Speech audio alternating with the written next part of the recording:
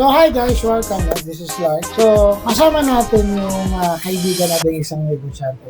Bibigyan niya lang tayo ng brief history sa kanyang business, no? Kung paano siya nagsimula, and paano siya nag-grow, and ano naging challenges niya during sa pagninegosyo niya. So welcome ko lang no, yung mag-asawang kaibigan natin, no? Si Boss Jim at si Madam Sheng, kanyang Mrs. Paul. Nangmaga po. Papaliwanag lang sa atin ni Boss Jim kung as a couple, no, paano sila nagsimula.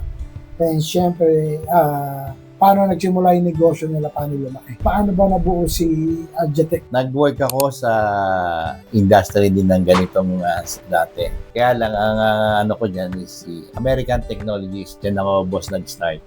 Diyan sa may Mandaluyong. Ang hawak ko noon is PABX. Ayan yan, naging hawak natin si Panasonic noon.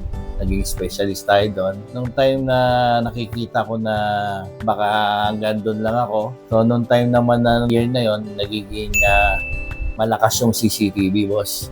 Kaya ngayon, nag-isip kami na possible siguro makayanan namin yun dahil since na ilang years din ako doon tumagal sa company, natutunan ko lahat na kung paano makipag-negotiate, paano maggawa ng documentation. Kaya tinry namin mag-asawa noong 2017. Kaya yan, nag-start kami na siya, habang nagtatrabaho muna ako para makumpleto namin yung mga papeles.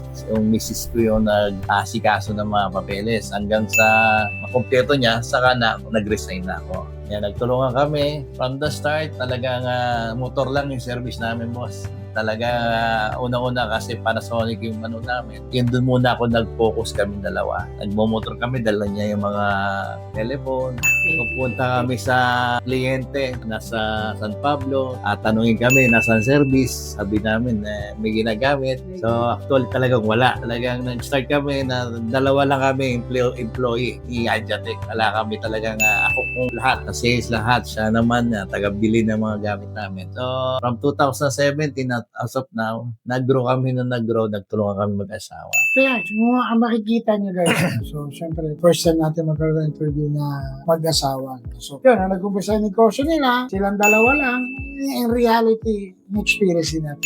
Yung mga ganyang bagay talagang it's always parang it takes two to tango. Ano talaga dapat ano natin dyan. And yun, ang maganda lang doon, sir, makikita sa mga viewers, from employee, magtayo siya ng sarili niya. Kasi yung knowledge niya nandun na nandun na yung idea niya kung paano magsimula ng negosyo. And yun, kamusta naman sir? Nung tinatayo niya siya, ano yung parang challenges niya along the way? Kasi syempre mag-asawa lang. Let's admit, mas marami ikaw, sir, alam, no? In terms, kumbaga, kay Madam Sheng, paperwork, siya, just naman magagaling talaga mga babae. Kaya kasi kami mga lalaki mo, hard work kami, sa field kami, sa labas sa field, kami. No? So, kasi ano yung mga naging challenges niyo, sir, along the way? Just maano lang yun. Okay. Yung una, syempre, mahirap since nga dalawa lang kayo, wala kang tao, kumbaga, ikaw lahat gagawa ng instalasyon.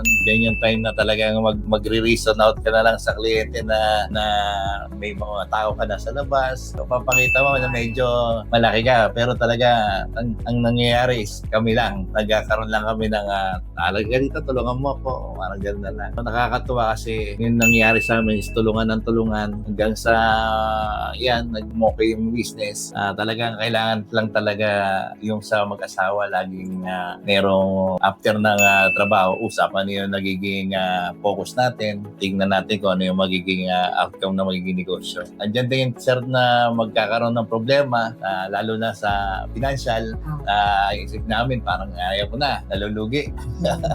Tigil na natin. Pero sige, pero minsan talagang ganun, may challenge na talagang may malugi, may okay. Pero yun, napagbigyan naman sa tulungan namin. So, ang maganda sir, kumbaga, parang hindi ka masyadong naging takot. Kasi yes, alam mo na yung ginagawa mo. Yes po. Ito yung maganda sa mga negosyong kagaya natin. Kumbaga, bago tayo nagsarili, inalam muna namin yung pros and cons. Yes. Pero sa totoo lang, hindi pa rin namin naharap lahat eh. Napakadami pa rin namin pinagdadaanan kahit marami ng marami na kaming idea, marami na na-close, marami na na-close. Pero time by time, iba talaga yung mga challenges bawat Yes po. project, yun ang mahirap sa atin.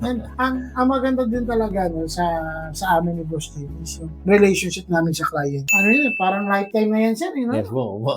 Yun ang mahirap sa negosyo natin kasi yung mga kliyente na meron ka ngayon, sir, bumabalik sila dahil doon sa after service na napoprovide natin, yung relationship na nabibigay natin sa kanila. And so basically, sa ganun nag-umpisa si Adjatech. And abangan nyo yung ating podcast with them. Ito naman yung mas depth na, talagang yung mga naging challenges nila internally. Magiging depth tayo sa usapan nito para mas masinsinan. So yan, si Boss Jim and Madam Sheng of Adjatech.